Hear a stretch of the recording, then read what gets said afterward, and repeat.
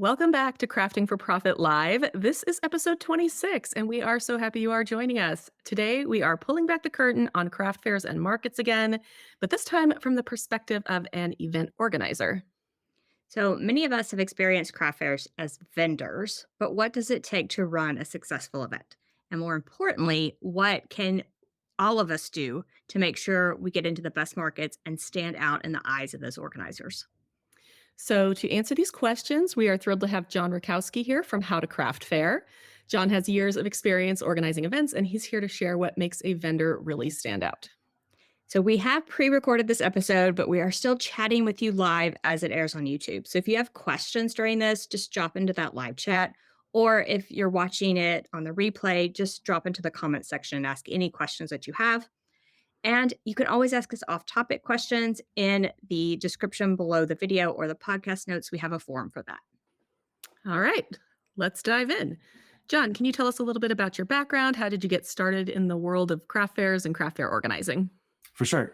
Thanks for having me on. Very much appreciate it. So it started like basically all the way back to my childhood. I've been around craft fairs my entire life, and my dad, he was a woodworker for several decades, and so he would participate in craft fairs as a vendor. And so as kids, we kind of just grew up around shows and things like that. And there's good shows and there's bad shows, as we all kind of know with those in-person experiences. Some of them go great, some of them are kind of dumpster fires, but so you have enough of those and you start to kind of wonder to yourself, like, can we do this? Like, can we put on a show of our own? And you start to get those thoughts, and that's kind of where the ball got rolling. So my sister and I, her name is Dawn. We started to get the idea to put shows together, and we wanted to start really small, like really, really basic shows. So our very first event was actually held in a bowling alley. And there was like 5 or 10 tables, something like that, but ever since we did that, we got the bug and we got the itch to just keep going and keep growing. So that's where it all started. And eventually I moved really far away to Las Vegas. I'm originally from Wisconsin, and it became hard to put events together. So we started to do them remotely, where I would organize a lot of the shows and kind of connect with the vendors and keep the communications going. And then my sister would actually put the shows together in person. But yeah, we did that for about a decade, all throughout Wisconsin, Milwaukee, Madison, Manitowoc, Green Bay, all over the state. And yeah, it just became like this bigger and bigger thing, to the point where we escalated to hosting some of the largest shows in the entire state. So yeah, it started small. It was kind of like a little pipe dream between me and my sister. And before I knew it, my wife was involved, and the three of us were doing this as kind of like a little family business. And yeah, we went all over the state. So it was a lot of fun. That's awesome. I didn't realize the shows you were putting on were that big. That's very cool.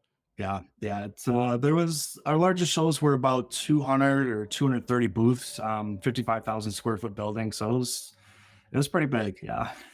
That is huge. Mm, All right. So, next question. What goes into planning a successful craft fair that vendors might not realize? yeah, there's a lot of stuff that goes on behind the scenes. There's a lot of not only just the prep work leading up to an event, but of course we'll focus on what happens the day in the show. But leading up to the event, a lot of organizers prefer annual events, because you pretty much have like a template that you can establish, and then you can just start repeating and improving upon that template. So yeah, there's a lot that goes on behind the scenes, like a lot of the not fun stuff to really chat about. I mean, insurance issues, agreements with the facility. There's a lot of stuff that you can do at one facility that you can't do at another. So you have to really be careful about that, especially when you start crossing into different townships, different counties, especially when you go over state lines. There's organizers that do multiple states. So you got to really be careful about things that you can do outside of certain jurisdictions and things like that. But yeah, there's a lot of different obligations that you have to do depending on the type of vendors and the kind of crafts that you want to bring in as well. So, for example, if you have things like food truck or any kind of food that's going to be consumed on site, that basically opens up a whole different can of worms that you have to deal with. And it's just a lot of these little behind the scene things that you have to have in order to make the show run for everybody. So if you want to have live music or food on site and kind of create it like a festival like atmosphere. It's just there's a lot that goes into it besides just making sure that you have quality crafts on site.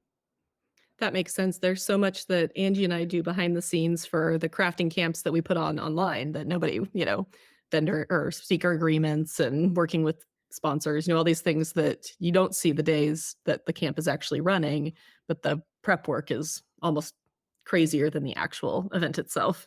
Yeah, that's a great point. I mean, there's so much lead up to it, and you're kind of getting all your ducks in a row for so long that when the day finally comes, I mean, first of all, it's like a whirlwind, the day like flies by. But yeah, there's just so much pressure leading up to the show that when the day finally comes, it just goes by and it's kind of a breeze, to be honest. It's a lot of lead up behind the scenes, just like vendors, though. Vendors have kind of the same issue where I mean, there's so much that goes into a show with prep work and all your inventory that you're trying to do and all your marketing that you're trying to do leading up to an event. And then the day finally comes and it just goes by in a flash. Yeah, I recently thought about this. You talked about crossing state lines. So I'm in Tennessee and I went to a craft fair in Kentucky like a week and a half ago. And there was all kinds of signs about like sales tax, Kentucky sales tax. And it triggered my mind then. Like if you cross state lines, all of a sudden you have all kinds of other things to worry about, like their rules and regulations. Do I need to collect sales tax in this state? Like it just triggered some things for me. Yeah, absolutely. And from the organizer's perspective too, it's I think it's easy for vendors to focus on like what the organizer is dealing with as far as one show. Like, okay, this is my show that I'm with the organizer, but a lot of times the organizer will be planning, 5, 10, 15 shows a year or something like that, where the organizer can literally be balancing working relationships with thousands of people, literally. And you try to give everybody their individual spotlight and focus, but you just have to kind of balance everything as much as you can. You're just juggling so much at one time. I think that's a good reminder for anybody who, deals with people who are organizing events, whether it's a craft fair, camp, whatever, is like there's so much more going on. And if you don't get a response like right away, it's because we're dealing with thousands of people or whatever it is. Yeah, It's just like there's so much going on and we would like to respond to everybody, the second it happens, but there's only so much time in the day. absolutely. All right. So, what are some traits vendors should look for in a great event organizer?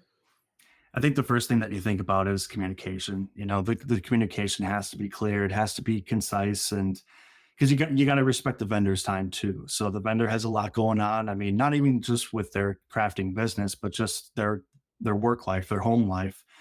And so you want to be as detailed as possible to cover all the topics that are needed, like where to load, where to unload, the setup times, just all the punctual type of stuff that they need to know. But you also have to be kind of tight with it and concise. So there's a little bit of a balance there that a good organizer has to have in order to keep the vendors in the loop. But another thing to look out for too is their marketing plan, any kind of marketing strategy that they might be publishing. If the organizer is outwardly publishing their marketing strategy, that's a huge green flag because it just lets you know that they're transparent about the fact that they're taking the marketing seriously for the event. So I always like to see that in organizers when they just kind of lay it out, what they plan on doing with their marketing strategy. And then another thing too is being, I guess you'd say, approachable and inviting feedback. One of the things that we like to do at our shows was after the show would wrap up, maybe like about a week down the road or so, we would just send an email out to all the vendors and we would say, hey, look, like bad, neutral, positive, just let us know your thoughts. Totally safe space, share whatever you want. And occasionally we'd get kind of like the crazy email back with people going on a rant or something, but it was good though. I mean, even that was, you have to take value in that because there's a reason why somebody feels a certain way, and there could be something that we can change and do different on our end in order to improve. I did a craft fair last fall and they passed out a survey at the end, but Yeah. it was like people were still shopping and they wanted it back by the end of the craft fair, and we had like a very short breakdown time because there was a volleyball game in that gym that evening and they needed to like Zamboni the court. And so, I mean, there was like they were like, "Go, go, go." And so you have this piece of paper that you're supposed to fill out with all of your thoughts. And I even wrote on there, I was like, "Not enough time to give you all of my thoughts." I mean, it was a great craft fair, but, I think an email was is such a better idea because you can sit with it for a little bit. You can, you know, really think about the things that were good and the things that could be improved. Yeah, yeah, you need a little bit of time there to kind of digest and look back, just absorb everything from the day. And, it's in the heat of the moment, it's tough to think about the things that were good or bad. And I feel like it's a good thing to note for vendors to give more constructive feedback. Like it's not always helpful to just focus on the negative. I kind of like to give positive and negatives and like constructive things or, you know, things I would like to see rather than just a full, like, I feel like people that fill out surveys sometimes it's just the complainers and they just list complaints. So you can be a little constructive when you're giving feedback to those people as well. Yeah, that's a good point too, because we want to know from the organizer perspective too, like what we should do next year. Like if something worked this year, like let us know so that we can just keep that ball rolling. All right, so let's talk red flags. So, what are some red flags vendors should look for when choosing craft fairs to apply to? Something that's come up in like the last 5 or 10 years or so is Facebook scams, and there's a lot of discussion on this in the craft community. It's one of the easiest places to go to find out about craft fairs. So it makes sense that a lot of people are, seeking Facebook out to learn about shows that they can apply to and participate in. But you got to be really careful on Facebook. There's kind of a vetting process that I think every potential vendor should do before they sign up for a show. So one of the things that they can do is if there's a published vendor list, maybe reach out to one of the vendors and say, hey, I see that you're potentially going to be in this event. Can you tell me a little bit about it? Do you like it? And just something like that to kind of get that credibility down. But if you're unfamiliar with the organizer, or even if there's no published vendor list and you kind of don't really have any other channels that you can go to vet the event out, one of the things that you can do is contact the venue where the event is supposed to take place and just reach out to them and say, hey, I saw that there's, going to be a craft fair here. Can you tell me a little bit about it? Is this the first time the event is going to happen, or is it established? Or can you confirm who's organizing it too? Because sometimes that can be a little bit of a trouble spot on Facebook where people think that they're signing up for a show with someone and they're sending them like a booth fee, like a registration fee, and they're sending it to somebody who is pretending to be the organizer. So that's one way that you can kind of get around that, is just contact the venue, just kind of just establish that, yes, this is actually happening and this is the person who's hosting it. That's a great idea. I hadn't thought about contacting the venue. I think another one for me that I have done now is I'm starting to get to know the people in our community, that because I've done enough craft shows that I'm starting to see the same people. And so I reached out to a gal about an upcoming craft show, and I was like, "Should I do this one?" And she was like, "Absolutely." So I signed up. It was juried. I wasn't even sure I would get in. I've only been doing this for less than a year, and I got in, and I was really excited. And it's one of those ones that's been going on forever, and it's organized by one of the little towns here. So, but it was really helpful to talk to somebody because she was like, there's these other ones. She's like, they haven't been great in the past, but the last two have been good. So, you might want to sign up. They were starting to get their stuff together and doing a good job. But in the beginning, she was like, it was really bad and very chaotic. So yeah, I think talking to other people is another great way to figure out the green flags and the red flags. I love that you brought up the scammers. Scammers ruin everything for everyone on Facebook. Yeah. And those websites can be so convincing. I do want to like just like reiterate that because I feel like just in anything, but those websites can be so convincing when you click on them that this is a real thing and you send these people your money and you get nothing out of it. So do your homework and research and try not to be a victim of these people. It's they just yeah, sucking the fun out of all of our lives, right? Yeah, it's a shame. It's a shame, honestly, because it's a great community. The craft community is so supportive. I mean, between everybody, I mean, the facility staffs, the organizers, the vendors, even the customers too. And yeah, it's just one of those unfortunate aspects that, like you said, you just have to do your due diligence and make sure that you're doing it the right way, and that's just going to help everybody out.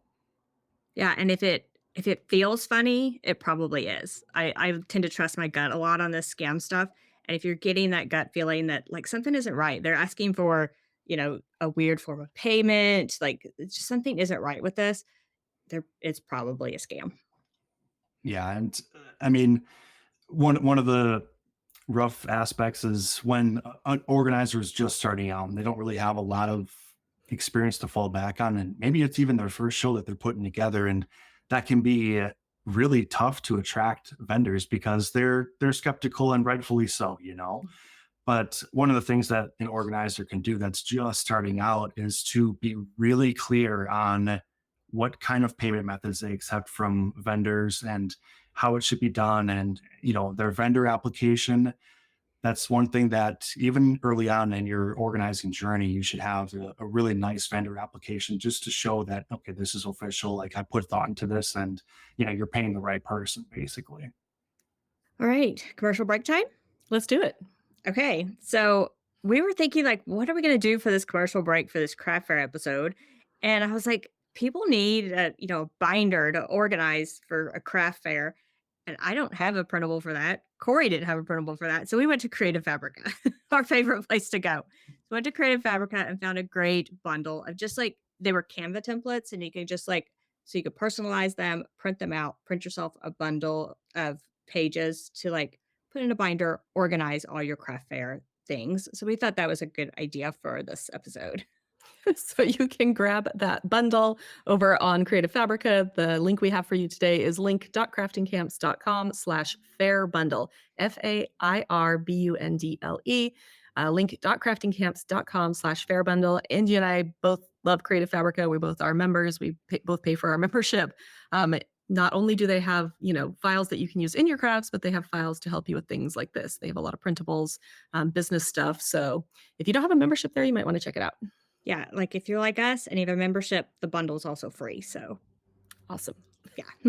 All right, let's move on to our fifth question here. What do event organizers look for in vendors when selecting applications for like juried markets? And what can a vendor do to make a good impression to an event organizer?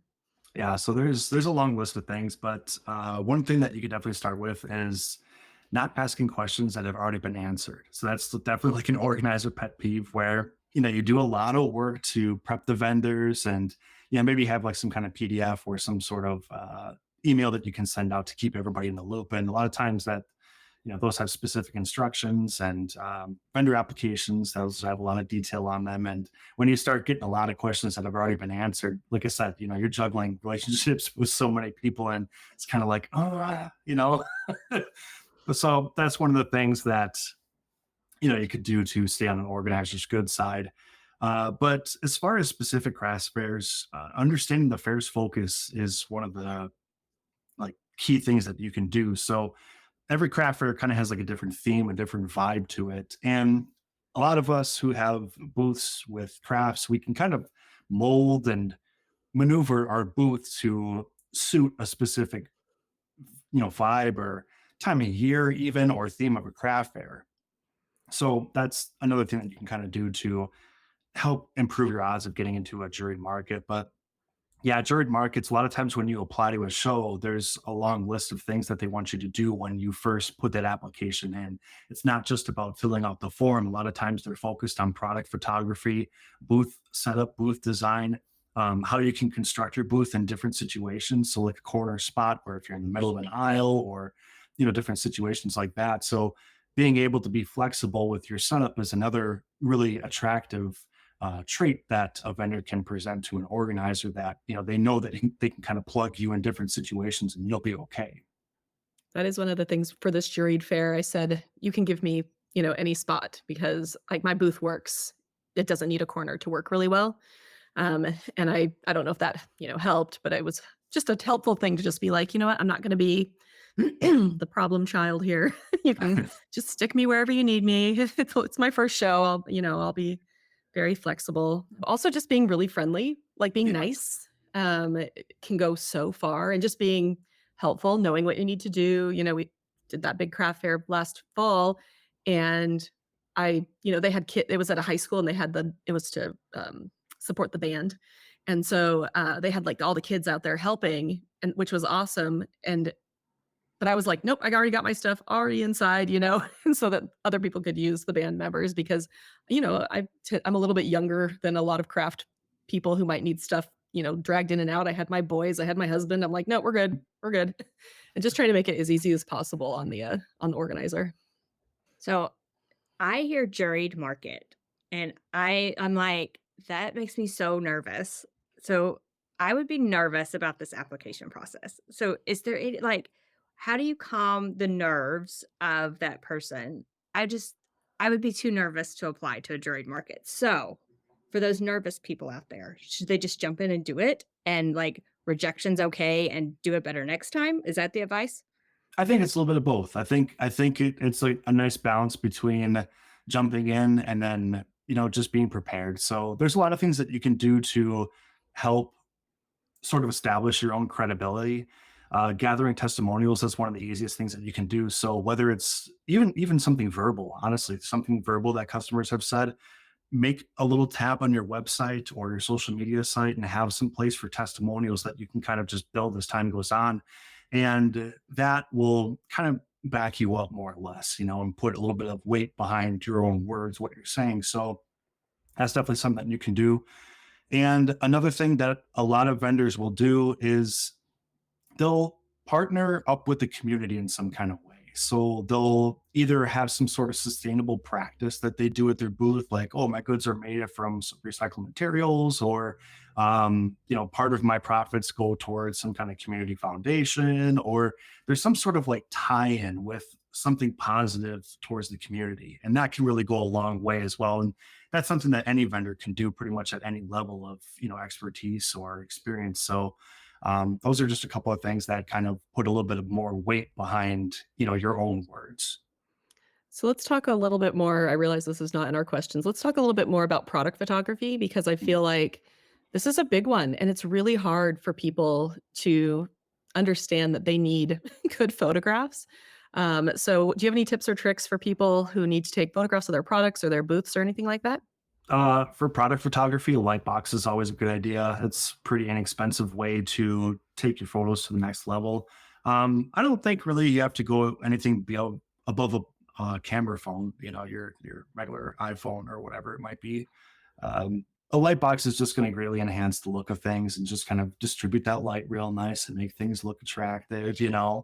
But yeah, that's just one thing that you can do. And those are honestly like, what are they, like 30 or $40, something like that. So it's not really investing a lot to take things through a good level. But as far as a booth goes, one thing I would definitely recommend for vendors is to set your booth up and stage it in different sizes and configurations and photograph it in different ways. So sometimes vendors will almost like fall in love with one setup and they're like, this is my setup and this is how it's going to look.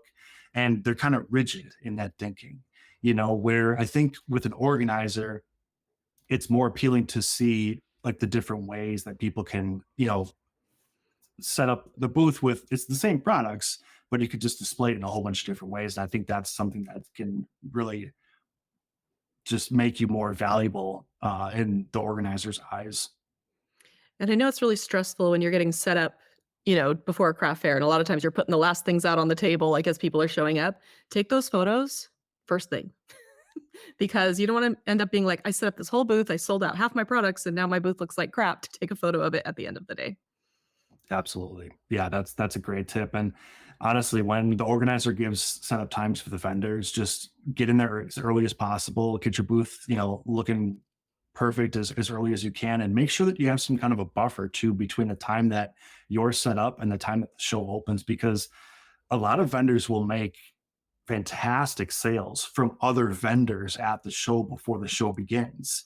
It's like that pre-shopping, like, and it's great too because for the vendors, it's like, you get first pickings before even the customers come in, so like you get to pick from the best stuff. And that's one of the great things. You can start to build profits before the doors even open, So yeah, like you said, get the booth set up early, take your pictures when the booth is looking absolutely dynamite before anybody's touched it, and use them later. Yeah, I feel like too, the people who get to the craft fair first are also your best customers. Like from my experience, sales start out great and then taper over the day, depending on what you're selling, but that's been my experience with every craft fair I've done. And those people who get there, like right as it opens, those are the people who are like, I want the best stuff. So they're there to make purchases. They're in a buying mindset. They're not just like, oh, hey, was there a craft fair? We should go after lunch. That they're not in that mindset. They are ready to buy. So make sure your booth is set up before everybody gets there. And sometimes you may have to change your setup because sometimes I don't think there I mean, I think there's some vendor or organizers who don't give enough time depending on what kind of booth it is. So you're like, "Okay, maybe I'm not gonna be able to put out this particular display. I just need to simplify it so that I'm not setting things up while people are shopping." There's not enough time sometimes to work with. And one of the things that I get a lot of questions on is multi-day events. So the most common one that we see, of course, is set up Friday, but then the show is Saturday, Sunday. And a lot of people are like, should I do 1 day events or 2 day events? Or even sometimes you see like a full week or something like that, like at a county fair. But I like the multi-day events. And it's kind of funny the way that like you see the shopper activity when it's 2 days, because like you said, there's that initial rush of like the hardcore serious craft shoppers that come in like first thing. But then like Saturday to me, there's always, and we saw this as organizers and vendors, like there was always more people, just more volume of people on Saturdays. But the Sunday numbers would go down, but we feel like the Sunday shoppers were more serious than the Saturdays, just because it's kind of like they know it's the last chance to purchase from the show. Or, maybe a lot of times, like we would see people that would come back the second day and be like, okay, like I thought about this yesterday, but now I'm going to buy it today. So like for the vendors out there that are kind of worried about, committing to a multi-day event, because of course it's going to be more expensive for a booth fee. Don't be scared if you find out that the Sunday numbers are like half of what Saturday is, because a lot of times those Sunday numbers are people who are serious to shop. I also wonder if the higher ticket items do better on a 2-day market because sometimes people need that extra time to consider a higher ticket purchase and would come back on Sunday. So I often wonder that because I that's me. I go and I look and then I'm like, you know what? I should go back for that. Even though it was expensive, I should go back for it. Yep. All right, question number 6. We talked a little bit about booth presentation, but how important do you think it is when getting into high quality markets? This might not be a popular answer, but but honestly, the better the booth, the better the chances. I mean, it's just going to be the way it is with a lot of organizers, especially when it's a really high profile juried event. Like the more high profile and serious the application process is, the more just prepared you're going to have to be as a vendor. I mean, you pretty much just have to scale up that mindset to match what they're wanting out of a show. But one thing that you can do is just get unbiased feedback on your booth. And I'm talking about, how you show your booth to your friends and your family. And they're like, yeah, it's great. Like you got to get people in your life who are just going to tell you the way it is, no matter what. Like if you wear like a goofy outfit one day and they call you out on it, like you need that person to look at your booth. So, but yeah, getting unbiased feedback is good because you're just going to get eyes on your booth and perspectives that you just can't see for yourself, because even though we're trying to create the best booth possible as a vendor, you're just one set of eyes and you kind of get locked into one vision for your booth. And it's always great to get other perspectives. I think that's really important, because you just don't know. And, I did my first craft fair ever. Well, my first craft fair in years. I did some when I was younger too. But my first craft fair for my current business last year, I thought I had the best booth setup. I was like, this is perfect. I didn't really move. I just sat where I sat, taking orders and chatting with people. And later that day, my husband was like, by the way, people are like getting trapped in your booth. Like, because I didn't have enough flow that people were like, oh, I can't, they're just like they got in and then couldn't get out. The in point was bigger or smaller than the rest of the booth. And I never would have really saw that myself because I wasn't moving and I was just chatting with people and having a good time. So I think it's definitely having that person who can say like, this looks really good, but it might not function very well, or this functions really well, but it's not very pretty, whatever it is. Feel like considering themes in this should be important as well. So if you're doing a holiday market, making that booth really scream holiday is going to be important. So take into the theme as well and adding just, anything that would make your booth more holiday looking, lights, tree, whatever. I think that stands out to me would be a holiday market.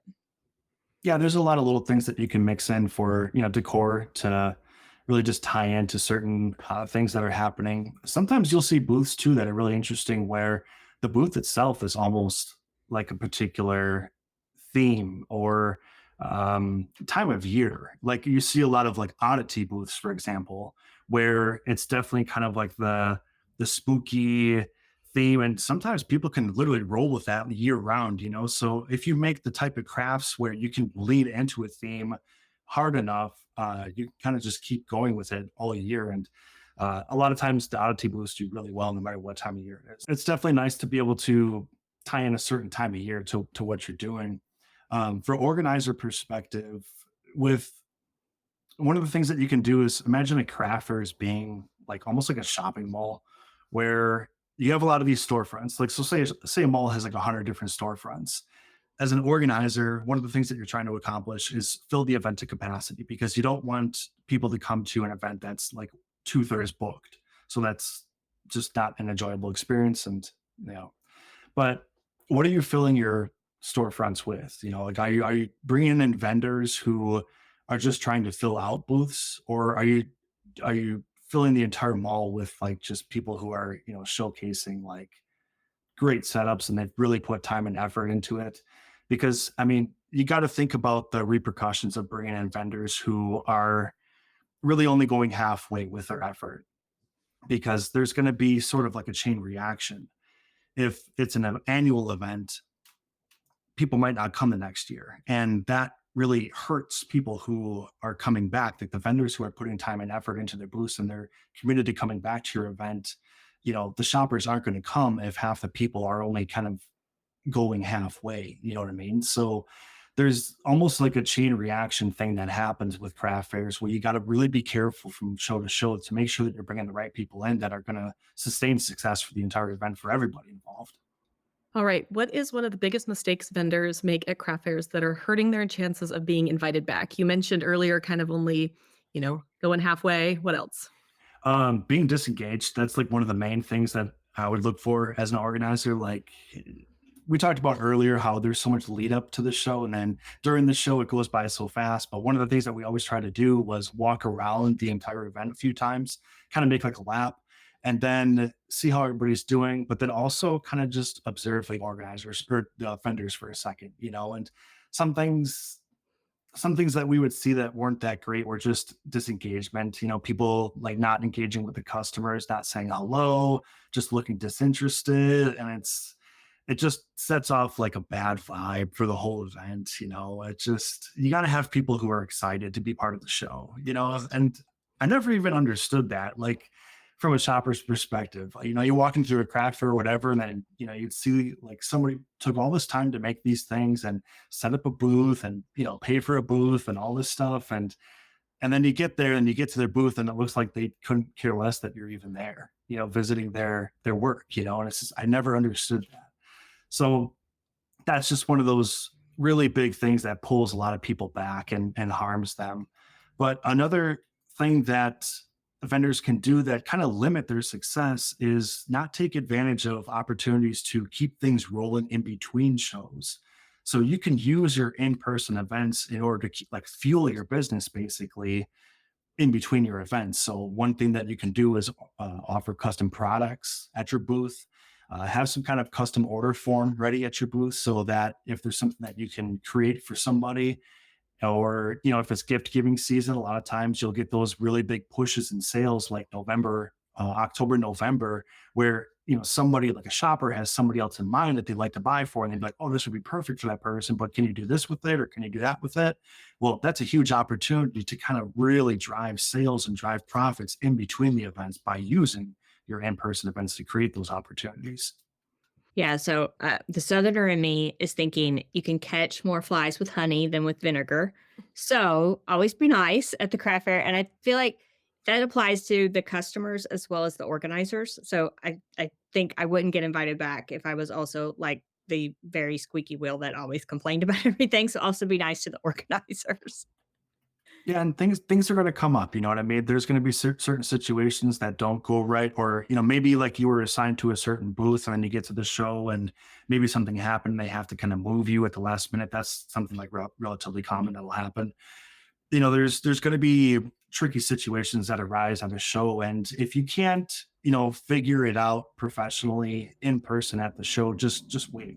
Just leave it and follow up with an email or something like that after the event, and that's the best way to go about it. Because like I said, there's so much prep work that goes into a show, and you get maybe like 8 hours to put out a good impression and put out these good vibes to the shoppers so that you can make sales.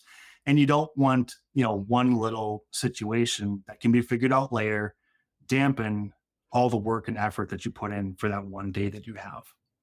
I don't know if vendors or if organizers would notice this, but one thing I really like as a vendor is being near people who are like there to sort of help you out if you like need to go to the bathroom or if you need to, just do something else, help somebody to their car, whatever it is. Just having other vendors there that are willing to help you out and don't see you necessarily as competition, but like we're collaborating on this big craft fair. I feel like that vibe is really good. So they also had at the craft fair that I did, this big one I did in November last year. Were walking around, the students that were part of the band were walking around offering to watch your booth. So you could go to the bathroom or grab lunch or whatever. And I thought that was really great. And stuff like that, I think, goes both ways. Like vendors really appreciate it. Organizers are like, oh, good, they're taking care of each other. I don't have to worry about them. I think it goes kind of both ways. Yeah, that's a really thoughtful thing for the organizer to do, is just have those kind of extra hands on hand to help the vendors out. And if you're like a brand new vendor, or you're just getting new to craft fairs, one thing that you can do is, when you're applying to be part of the show, put down on your application, just be transparent. Tell them, like, this is my first event, or I only have a handful of events under my belt.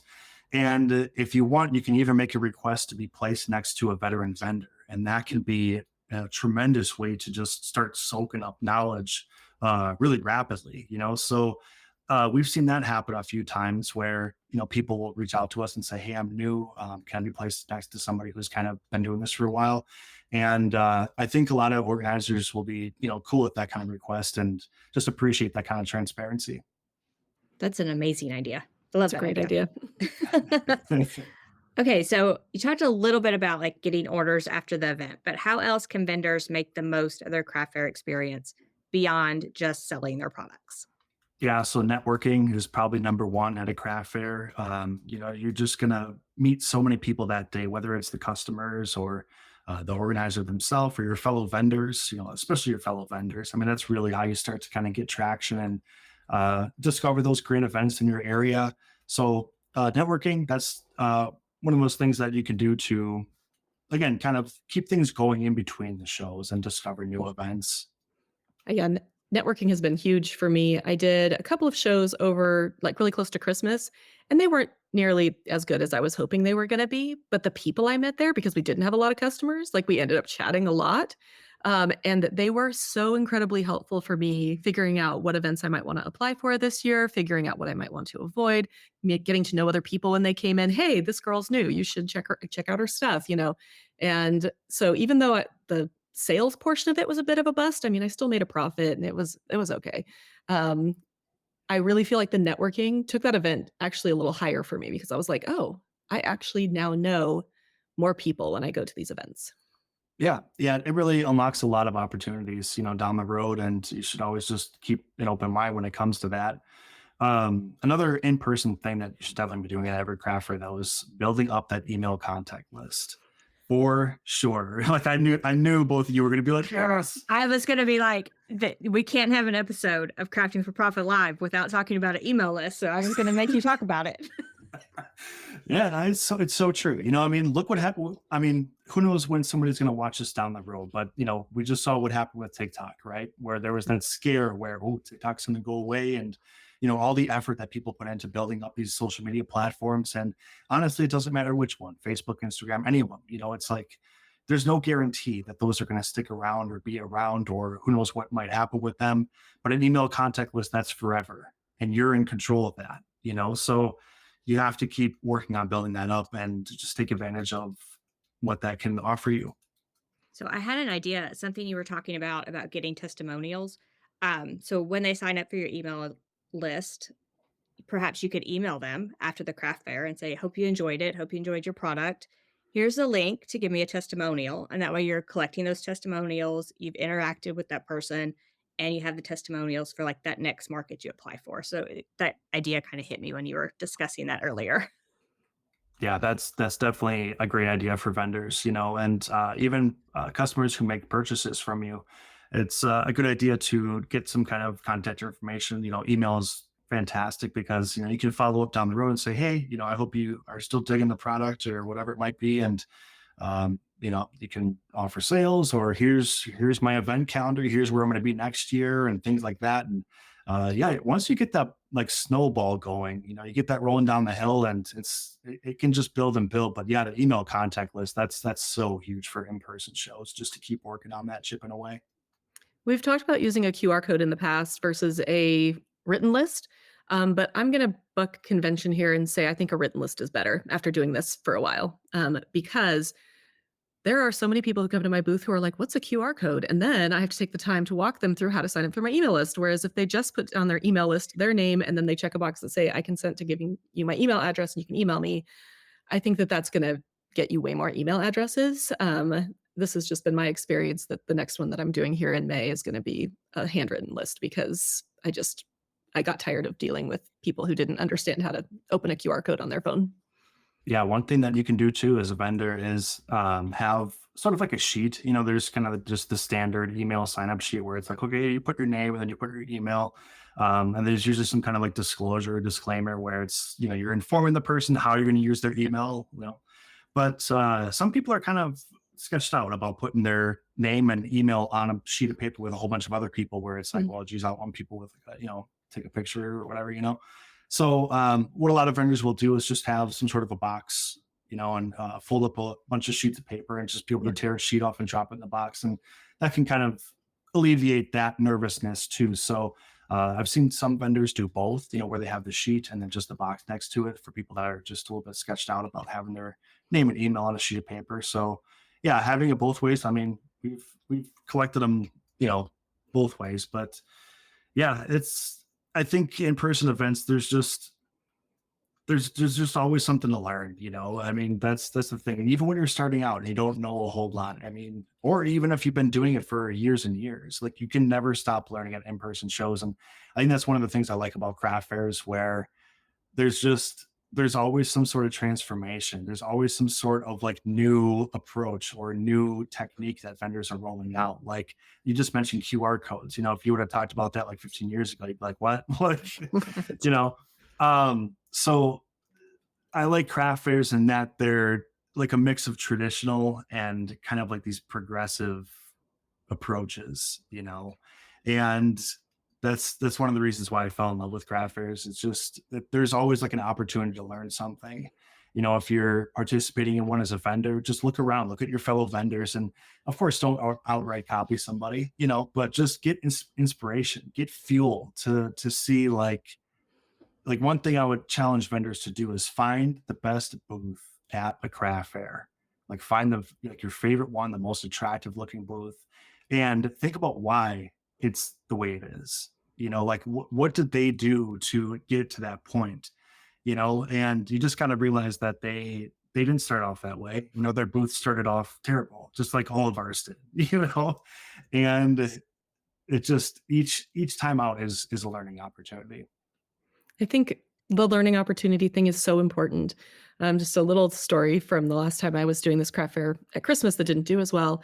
The gal next to me uh, didn't have a sale because her Stripe wasn't accepting the credit card or Square or whatever she was using. I was like, "Oh, you can just manually type in the number." And she'd been doing craft fairs forever. Like she was a veteran and had no idea. She's like, "I've said no to so many sales because I can't get their card to work, and that's the only card they have." And I was like, "Oh, here I am, sort of a newbie, being able to teach somebody." And then, of course, I've learned so much in the past year.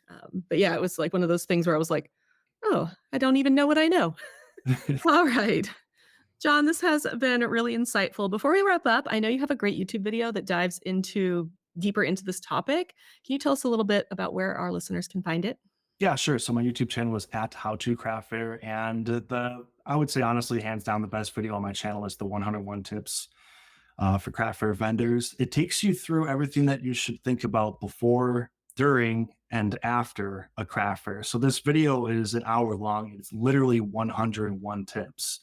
So it's something that I think kind of appeals to both new vendors who are just getting started or even people who are just considering doing craft fairs down the road. It's kind of a nice tool to use to really just get your thoughts together and understand what it takes to participate in the show. But I think the video is also great for people who are established. And, as we do shows for years at a time, you kind of just develop your own habits and your own style. And sometimes, like, you get set in your ways, and maybe that's not always, you get that tunnel vision, and maybe that's not always the best way to go about it. So, again, I just try to keep things as unbiased as possible on my channel. I just try to lay things out with a broad brush, where it can apply to a lot of people.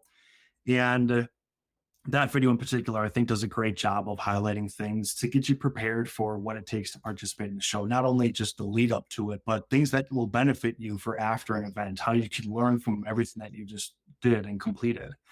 But yeah, that video is great. And then I have a series on my channel called the Booth Review Series. That's also fantastic, where people submit their actual craft fair booths, and I'll take a look at them and just again give that unbiased feedback of kind of what I see from the shopper's perspective and the organizer's perspective. And it's kind of fun to see all the different booths that have been submitted for that series. I mean, there's like literally people from 4 different countries and pretty much every state in the U.S. at this point.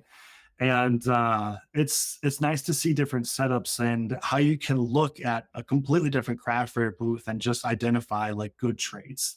You start to see these patterns of like, one of the things, Corey, you mentioned before was like an accessibility issue, where just even literally physically getting in and out of a booth, like something like that. Like, sometimes we're so concerned about our displays and the products and how attractive we can make everything look, but then it's like, okay, but people need to be able to get in and out. And just there's all these little things. So that series is also a really great tool for vendors to discover ideas that other vendors might be doing that can give you inspiration on how to enhance your booth. Those are great ideas. I'm going to go watch the 101 videos after this, after we record this. And then I'm going to watch some booth reviews. I might submit mine to you. Sweet, To do do it. booth review. Do it. So that's awesome. So Angie has put the link up on the screen if you're watching the YouTube video. She also has a QR code up there for those of you who know how to use QR codes. If you are listening to the podcast, you can get it at link.craftingcamps.com/John, John. And you can get to his YouTube channel from there. We have directly linked the 101 craft fair tips video, but definitely look at the rest of his channel because it's awesome. Yes, if you are not subscribed to John's YouTube channel and you do craft fairs, like, what are you doing right now? You need to go there now. So the YouTube channel is How to Craft Fair. And like he said, he has tons of great tips for vendors of all types to up their game and like submit your booth. Like, let's get your booth like on John's channel and see what's wrong with it. And see what's right with it. Yes. We'll have both. All right. So in 2 weeks, it's just me and Angie for the podcast. We'll be talking about organizing your workspace for productivity. We'll be giving you our best tips and tricks for organizing your craft space so that you can get more done and you can make more money. So thank you, John, so much for joining us. It has been a pleasure. I appreciate you having me on. Thank you so much. All right. So thank you, everyone, for tuning in. If you enjoyed this episode, don't forget to subscribe, leave a review, of course, because we love those, and follow us on our Instagram. It's at Crafting Camps. And be sure to tag us when you set up your booth because we want to see your booths as well. So until next time, happy crafting.